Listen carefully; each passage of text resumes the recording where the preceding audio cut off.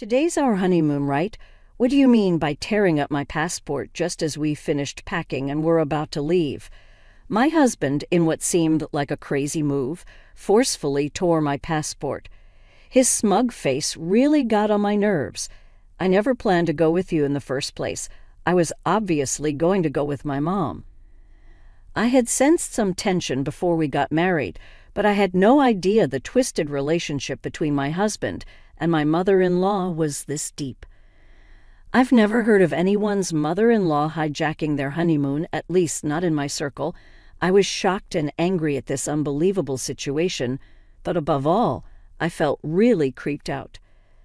I wondered if I'd made a huge mistake choosing him as my partner.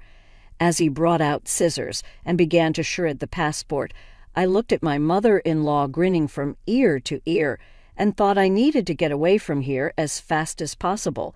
I never expected this, but I'd actually had the perfect evidence to bring these two down. My name is Sarah. I'm 29 years old and have been working for 7 years. I recently got the proposal I'd always dreamed of from my boyfriend of 4 years, and now I'm right in the middle of planning our wedding and honeymoon. I met my husband after I started working. I've always been the lucky type, and although I got my first boyfriend in college, it seems he lost interest in the quiet and not-so-exciting me, and we just drifted apart. Years passed without me dating anyone seriously until I started working. Never would I have imagined that out of all my colleagues, I'd be one of the first to get married. My husband was a senior at my company when I was a newbie, and he always supported me whenever I struggled with unfamiliar tasks at work. The only guy I dated in the past was a classmate, but there's something about someone 5 years older. I found my husband dependable and trustworthy. When he asked me out on our first date, I was over the moon. I still cherish the dolphin figurine we bought during our first date at the aquarium.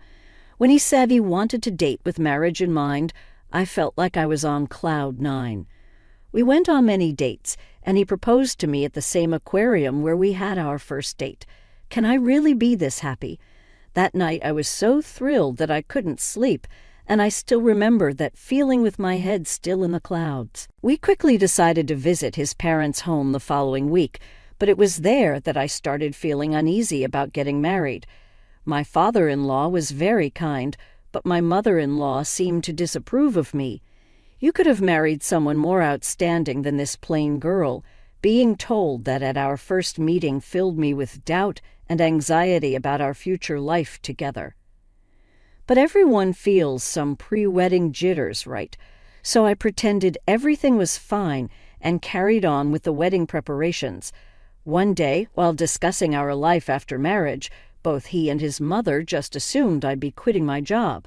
While I once admired the idea of quitting work after getting married, I didn't see that as an option at this point. Looking back, I think my ongoing anxieties about marriage prevented me from considering leaving the place where I felt most secure, my job. While dodging the persistent suggestions from my mother-in-law to quit, I decided to keep working at the same company alongside my husband during our wedding preparations. We disagreed on the timing of our official marriage registration. He was eager to formalize things sooner. In the end, we decided to respect his wishes and registered. Shortly after that, the procedure felt rather mundane, but realizing that we were now officially married made me so happy.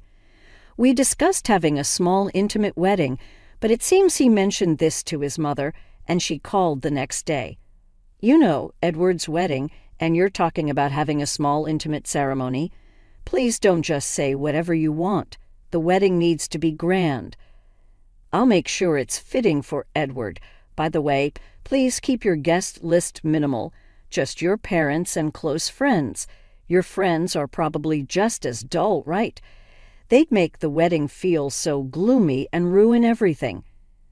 I was bombarded with opinions about the venue and the guest list, and it was infuriating that she felt she had the right to dictate so much. But I wanted to avoid conflict with my soon-to-be mother-in-law. I had a ton of things I wanted to say, but I kept telling myself that maybe this is just how weddings go. I decided to invite only my parents and close friends, as my mother-in-law wanted. But my mother-in-law's meddling didn't stop there. She didn't just interfere with the guest list. She also had opinions about the program, entertainment, decorations, and food. If we did everything as she said, we'd go way over budget. Initially, Edward's family had said they would cover half of the wedding costs, but somehow that changed, and now it was. Weddings are for the bride, and suddenly we were way over budget. I ended up having to pay for all the extra expenses she wanted, so the wedding ended up being a flashy affair just as she wanted, far from the simple ceremony I'd imagined. I tried to make some changes behind her back to save on costs, but I ended up getting scolded by her, saying, "It looks cheap because you didn't do as I told you." Still, after the wedding was over, I thought I'd finally get some distance from her. But then my husband did the unthinkable. I was fed up with all the interference from her regarding the wedding, and even though my husband knew I wanted to keep my distance from her, he insisted we live with her. Our new place, which we'd already signed a lease for, was canceled without me knowing, and all of my belongings that were supposed to be moved there could only be sent to my husband's family home. I was at a loss for words, shocked by how everything had been decided without consulting me. The wedding planning was entirely left up to me. Even when I told Edward the costs would exceed the budget if we met all of her requests, he pretended not to hear. The anxiety I had even before the ceremony had grown immensely after our wedding. We had planned to go on a honeymoon abroad. I had always wanted to visit this dream destination, and the idea of going there for our honeymoon felt surreal. However, my growing unease with Edward, who by now was acting quite suspicious, and the thought of living with my mother-in-law when we returned really dampened my spirits. Yet just like with our wedding preparations, Edward wasn't very cooperative about the honeymoon planning. But strangely, he took the lead in booking the flights and hotels. I assumed he'd chosen a romantic hotel for our honeymoon stay and was excited as usual. I was left to foot all the bills, but with the pre-wedding euphoria, I was just glad that Edward was helping out even a little. Little did I realize this was a foreshadowing of a shocking event to come. The wedding wrapped up, and amidst the hustle and bustle, the day of our honeymoon arrived. Despite some unresolved feelings about the wedding and the impending cohabitation, I was determined to switch gears and enjoy the trip with the man I loved. But as I woke up in the middle of the night to prepare in time for our flight, Edward dropped a bombshell as if it was no big deal. "Sarah, I'm going to go with my mom." As I was double-checking our luggage, I was stunned and couldn't comprehend what he just said. "What? What are you talking about? It's our honeymoon. It's not like any other trip. Why would your mother be coming? And besides, we've only paid for 2 for the flight tickets and the hotel." Visibly shaken, I tried to understand his logic when Edward dropped another shocker. "I never said I was going on this trip with you, did I? Don't make me laugh. Of course I'm going with my mom. A trip with her takes precedence over a honeymoon. It's a gratitude trip for all she's done for me. You stay here and get the house ready by cleaning every nook and cranny." With that, Edward began to forcibly tear apart my passport I had entrusted to him. I was in disbelief, unable to utter a word, just watching my passport being destroyed. Right then, my fully made-up mother-in-law burst into our room without knocking. "Edward, are you ready?" Seeing her, Edward's face lit up. "Yeah, we're good. Finally, we can go on this trip without any interruptions." They both shared a gleeful laugh, leaving me utterly repulsed. I realized I was about to marry an absolute nightmare. I had been pondering how to get along with my mother-in-law in our upcoming married life, but this was beyond my wildest thoughts. I had made a colossal mistake right from the get-go. "I get it now, the kind of people you two are." I couldn't help but speak out, but my words seemed to be nothing more than sour grapes to them as they laughed heartily and left together. I had been so happy that Edward was helping out a bit with our honeymoon, but that was just him preparing to go with his mother. He had willingly taken charge of the flight and hotel bookings because he was booking everything under his mother's name from the start, and he dumped all the costs on me. The betrayal by my husband hit me hard, but my anger outweighs my sadness.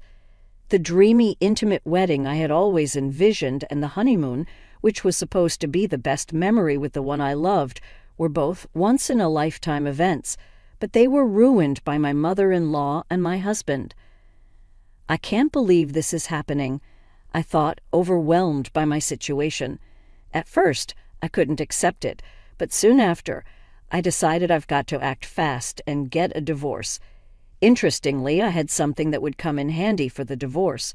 Initially, I started recording with the intent of preserving memories of the most significant events of my life, my wedding and honeymoon. Since the wedding preparations, I had been recording and audio capturing various moments. What began as a pure desire to cherish our wedding memories gradually turned into documenting my mother-in-law's malicious actions and harassment. I often thought of quitting since I'd probably never watch these recordings again, but it's ironic how useful they turned out to be.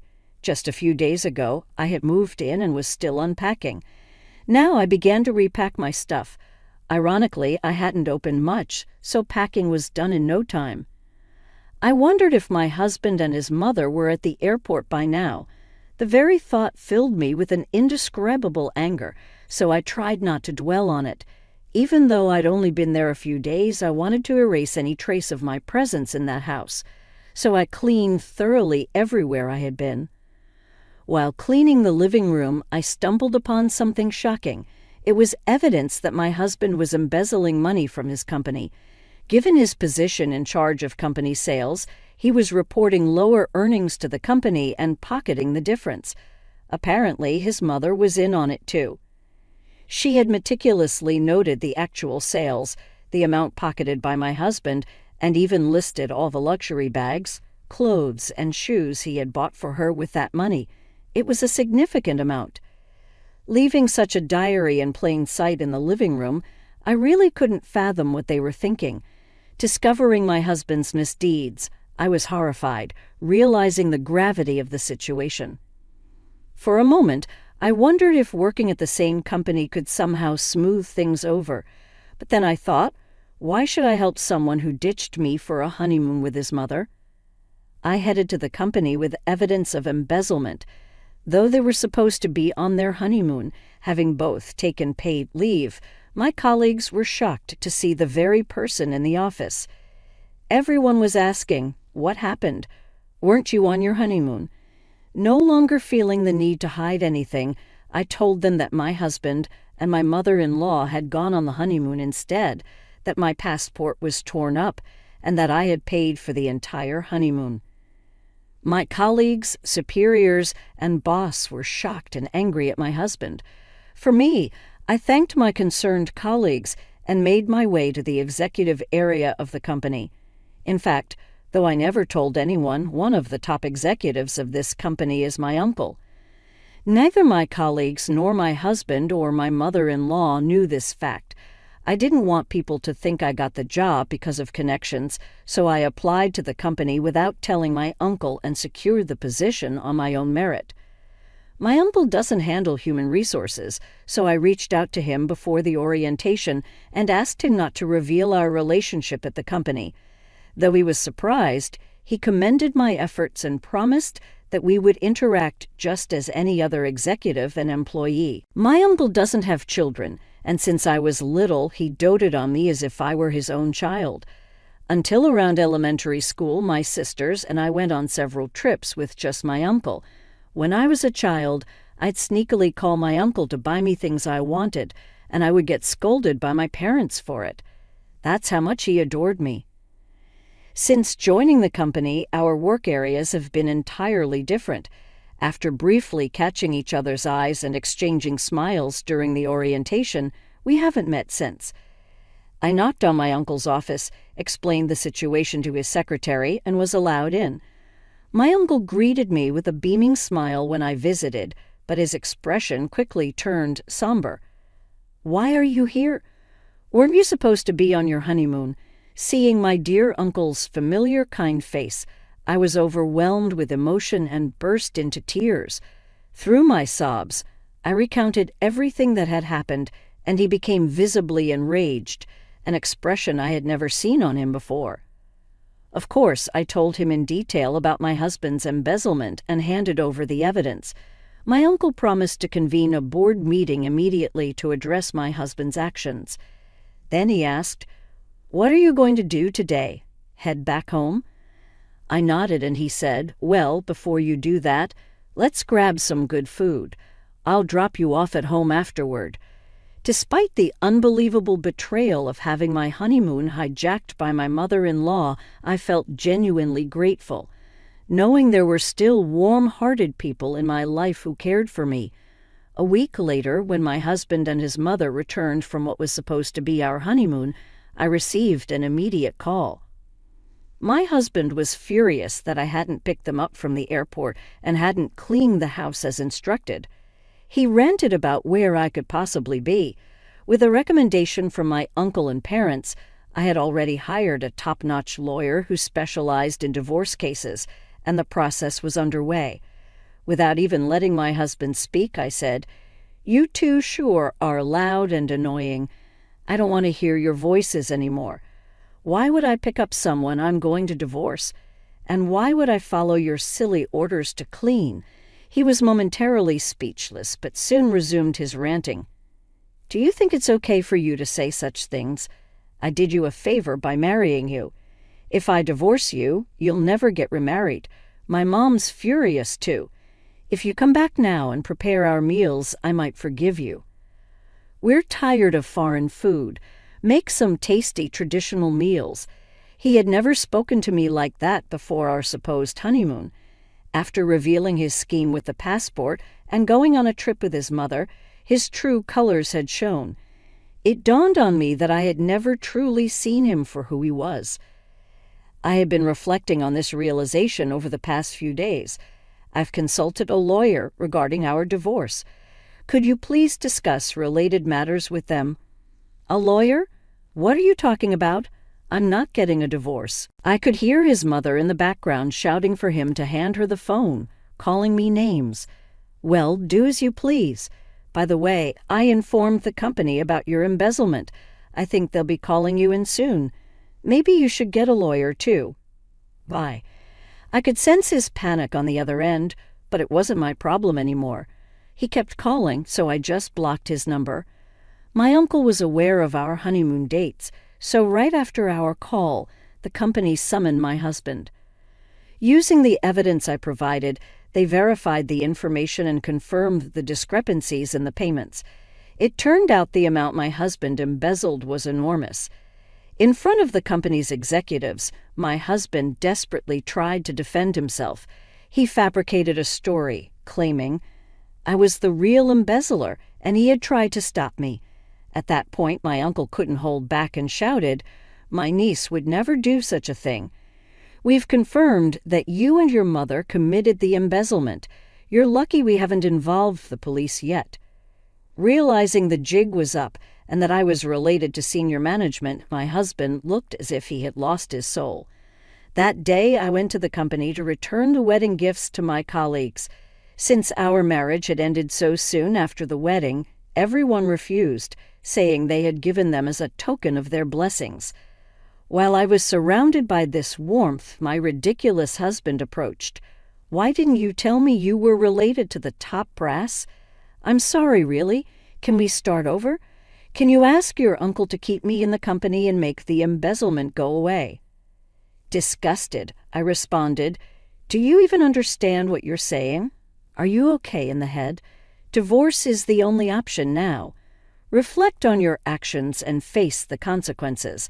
Having said that, I pushed him away, but he must not have had anywhere else to turn. He clung on desperately.